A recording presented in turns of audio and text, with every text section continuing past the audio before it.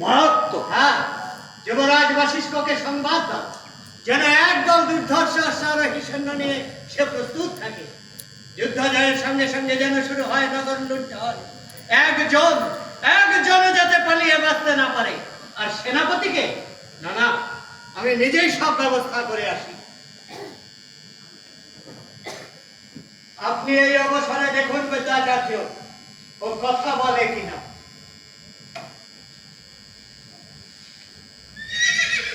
হ্যাঁ, আমিও বিষ যুদ্ধ করব।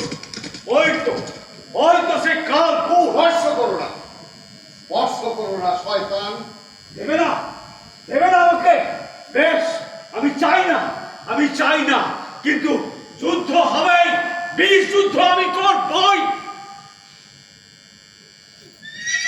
কি ভয়ানক! এত বড় একটা পাপকে আমাদের সমর্থন করতে হবে, কোনো উপায় নেই। ওরে আমার আনন্দ, ওরে আমার বিখ্যাত সাপ, কেন তোকে আমার ভালো লেগেছিল? কেন তোর বিজয়ের চোখ আমি অমন করে টানে? কেন আমার সঙ্গে শত্রুতা করছিস? বল বল। কি করছো? কি করছো তুমি? উন্মাদ হলে ছেড়ে দাও, ছেড়ে দাও আমাকে।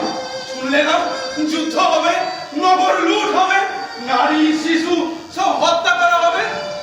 না না, এ পাপ হইবে না। এই বিষধর সাপকেই মেরে ফেলতে হবে, যাতে ও এতগুলো প্রাণকে ছোবলাতে না পারে। কি করলে? কি করলে সৈনিক? এ যে কালকুট, উগ্র কালকুট। যা যা, সব শেষ হয়ে যা। হে পাবে, শেষ হয়ে যা। কি সর্বনাশ করলে সৈনিক! ওর মুখ বন্ধ করতে চাইলেও মুখ বন্ধ হবে না। ওর দেহে যে মৃত সঞ্জীবনী প্রবাহিত হচ্ছে, কথাও বলবেই। বিষক্রিয়া যদি ঘটে, ঘটবে তার পর। কি হলো বিদ্যাচার্য? ও কি কথা বলেছে? বলো বলো সৈনিক, শত্রু গৃহে প্রবেশ করবার গুপ্তপথ কোথায়? বলো, আমি মহারাজ বলছি, তুমি কথা বলো, তুমি কথা বলো। মহারাজ, বলো বলো, কি বলছিলে বলো? আমি মহারাজ বলছি, বলো, শত্রু গৃহে প্রবেশ করবার গুপ্তপথ কোথায়?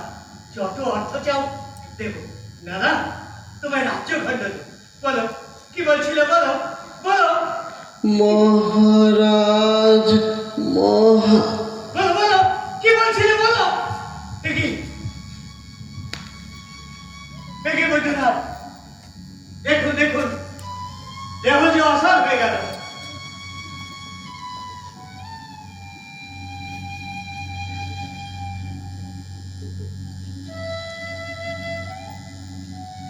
ও আর কথা এই, তুমি মিনিটে ধরো। বলবে না, মহারাজ। মিনিটে ধরো ক্যামেরা। মারা গেছে। ওরে আমার আনন্দ, হাত ব্যথা হয়ে গেছে, হাত ব্যথা হয়ে গেছে, হাত ব্যথা হয়ে গেছে, হাত ব্যথা। ওর তুলতেছে তো, কথা বলবে লাগবে না? না, রাখ। তবে কি ওরে আমার পিঠে পথ জানা হবে না? যুদ্ধ জয় হবে না? এখান থেকে আমায় ফিরে যেতে হবে। করো না, যুদ্ধ আপনাকে করতেই হবে। ওই দেখুন, পামের গ্রন্থির নিচে তুষার ঝড়ে অনাহারে মৃত শত শত কুষাণের বিদেহী আত্মা আজ আপনার চারিদিকে ভিড় করে দাঁড়িয়েছে। ওই শুনুন, তারা বলছে, যুদ্ধ বন্ধ করো না, ফিরে যেও না সেই আদিম আশ্রয়। ওই শুনুন, হিমালয়ের পাড়ে উজ্জ্বল কক্ষে আত্মা কাঁদছে। উজ্জ্বল কভিস, আমার পিতৃপুরুষের শপথ। হ্যাঁ, আমায় এগিয়ে যেতেই হবে। যেমন করেই হোক আমি যাব। সেনাপতি কুমার বশিষ্ঠ, সৈন্য সাজাও, সৈন্য সাজাও। শেষ।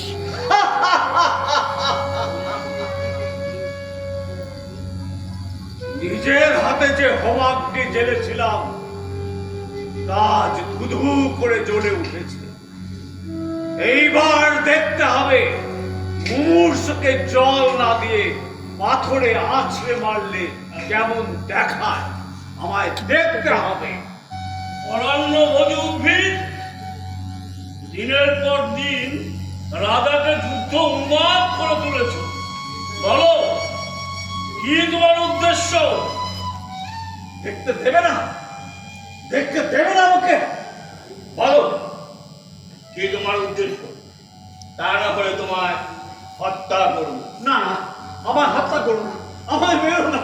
আমার যে বাঁচতে হবে, আমার যে দেখতে হবে কেমন করে রক্ত তৃষ্ণায় উন্মাদ ওই কুষাণ নিজের রক্ত নিজে পান করে।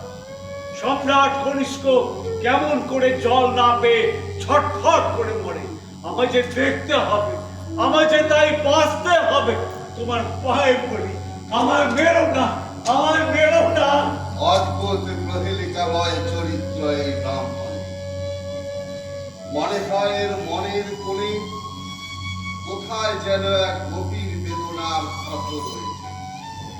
বলো ব্রাহ্মণ, কি সেই তোমার বেদনা? বলো, সেই